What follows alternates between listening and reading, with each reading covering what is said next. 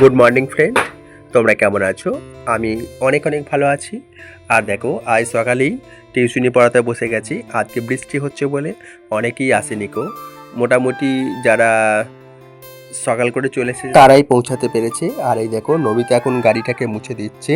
বেশ কয়েকদিন আমরা গাড়িটা মুছিনি গো, সেই কারণে একটু নোংরা লেগেছে, তো একটু মুছে দিচ্ছে।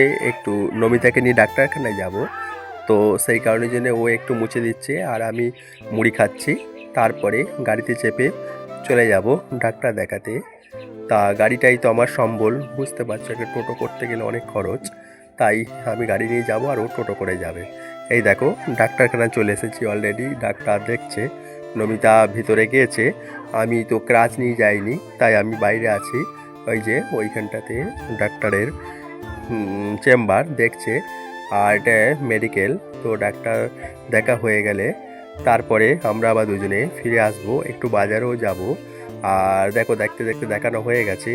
এদিকে বাজার এসেছি, আর আমাদের সেই পাশের বাড়ির পুচকিটা দেখছি ওর মায়ের সাথে বাজার গেছে, ওকে একটা মিষ্টি কিনে দিলাম।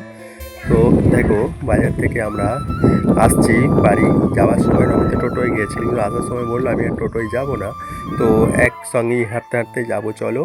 তুমি গাড়িতে যাবে, আমি হেঁটে যাবো। এই একটা সুখই আলাদা, অনেক সুখে দুঃখে। আর সুন্দর একটা আকাশ, বর্ষার আকাশ, না রৌদ্র না বৃষ্টি, এমন একটা আকাশে। তো দেখতে দেখতে দেখো, আকাশ কিন্তু অনেকটাই ছেয়ে গেল। আকাশ একদম গম্ভীর করে উঠেছে, মেঘ উঠে গেছে, ঝড় বৃষ্টি হবে হয়তো। তো সেই কারণে একটু তাড়াহুড়ো করছি। আবার নমিতা বলছে একটু ভিজবো, কিন্তু ওর শরীরটা যেহেতু খারাপ। তো যাই হোক, বৃষ্টি আসার অনেক আগেই আমরা বাড়ি ফিরে চলে এসেছি।